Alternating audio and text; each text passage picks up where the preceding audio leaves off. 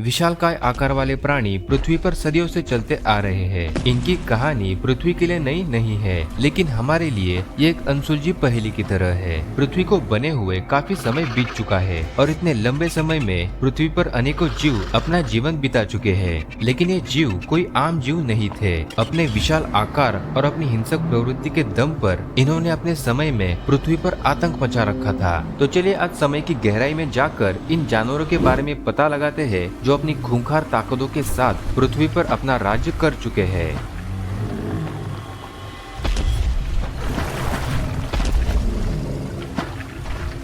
सबसे पहले चलते हैं थोड़े नजदीकी समय में, यानी 23 मिलियन वर्ष पहले।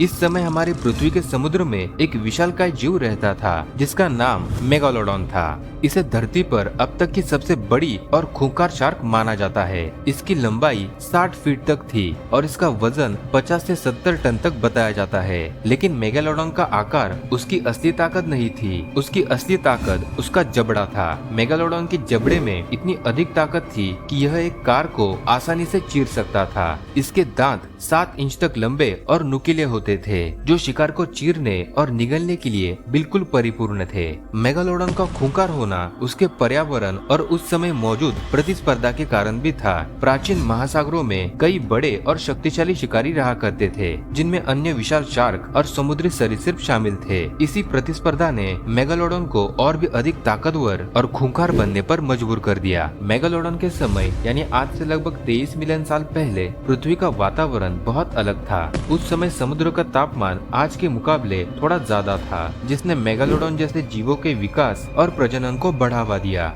इन्हीं अनुकूल परिस्थितियों ने मेगालोडॉन को उस समय के महासागरों का सबसे खूंखार शिकारी बना दिया था। लेकिन मेगालोडॉन बस 23 मिलियन साल पुराना है। अगर हम कुछ और साल पीछे जाए तो हमें एक ऐसा समुद्री जानवर देखने को मिलता है जो मेगालोडॉन को भी बराबर की टक्कर दे सकता है। आज से लगभग 70 मिलियन साल पहले एक विशाल सरीसृप समुद्र में अपनी दहशत बनाए हुए था और इसका नाम था मोसासॉरस। मोसासॉरस की लंबाई 50 फीट तक थी, जो इसे सबसे बड़े समुद्री सरीसृपों में से एक बनाती थी। इसकी लंबी पतली बॉडी और शक्तिशाली जबड़े इसे अत्यंत प्रभावी शिकारी बनाते थे। मेगालोडॉन की तरह मोसासॉरस भी अपने समय का पानी में रहने वाला सबसे खूंखार शिकारी था। लेकिन इसी समय के आसपास यानी क्रिटेशियस काल के अंत में टायरानोसॉरस का खौफ चरम सीमा पर था।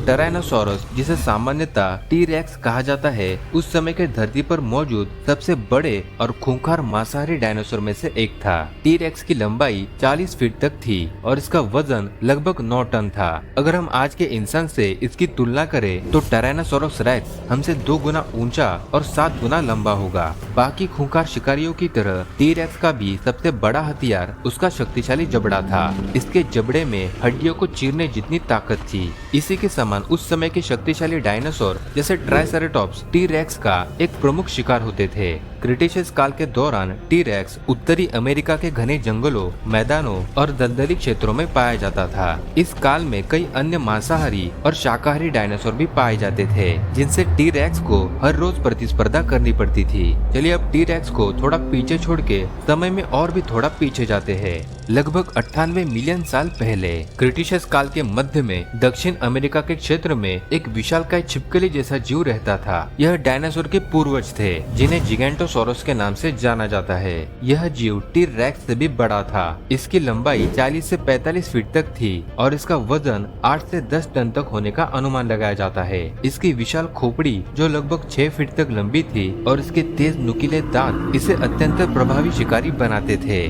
खास करके अगर हम इसकी लंबाई से तुलना करें तो ये आकार में काफी विशाल दिखता है। इसकी लंबाई 7 से 8 इंसानों के बराबर होती थी, जिससे यह विशालकाय जीव और भी प्रभावशील दिखता था। इस समय यानी क्रिटेशियस काल के दौरान पृथ्वी पर और भी खूंखार डायनासोर रहा करते थे। क्रिटेशियस काल में जलवायु सामान्यतः गर्म और नम थी। वायुमंडल में उच्च कार्बन डाइऑक्साइड के स्तर के कारण ग्रीन हाउस का प्रभाव भी अधिक था, जिससे तापमान ऊंचा बना रहा। ऑक्सीजन का स्तर भी आज की तुलना में थोड़ा अधिक था, जिससे जीवों की श्वसन क्रिया में सुधार हुआ और जीव बड़े आकार में विकसित होते गए। इस काल के वातावरण और परिस्थितियों ने विशालकाय डायनासोर के विकास के लिए अनुकूल माहौल प्रदान किया, जिससे कई डायनासोर की प्रजातियों का विकास हुआ।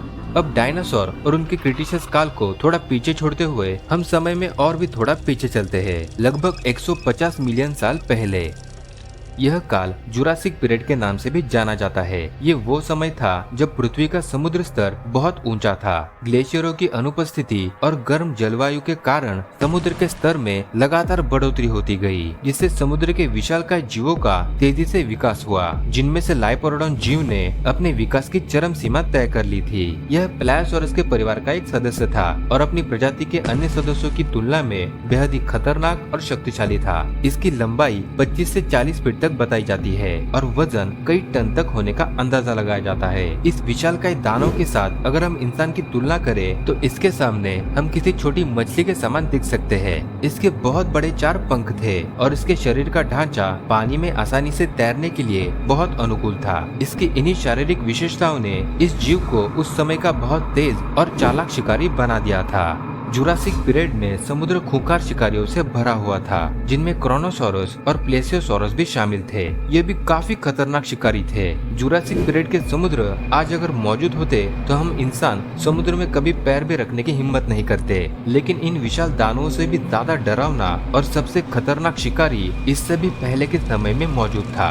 आज से लगभग 360 मिलियन वर्ष पहले यानी देवोनियन काल में एक भारी भरकम समुद्री राक्षस समुद्र में अपनी सत्ता बनाए हुए था और इसका नाम था डंक्लेस्टियस।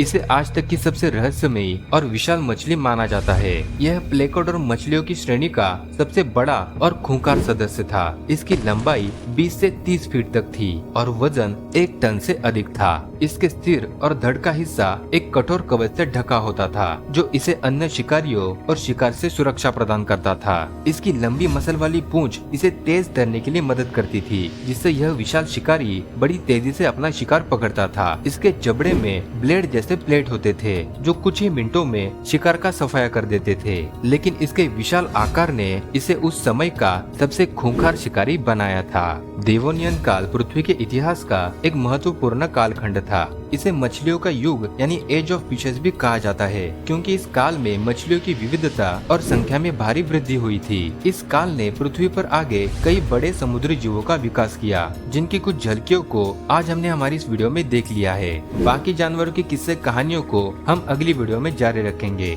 फिलहाल आज की वीडियो में बस इतना ही। अगर आज की वीडियो आपको अच्छी लगी हो तो वीडियो को एक लाइक जरूर कर दीजिए और वीडियो कैसी लगी ये प्लीज कमेंट करके जरूर बताइए। आपके कमेंट ही मेरे मोटिवेशन का एकमात्र जरिया है, तो कमेंट जरूर कीजिए। और अगर चैनल पर नए हो तो चैनल को सब्सक्राइब करना मत भूलिए, क्योंकि आगे की कहानी और भी इंटरेस्टिंग होने वाली है। तो चलिए आज की वीडियो को एंड करते हुए मिलते हैं अगली वीडियो में।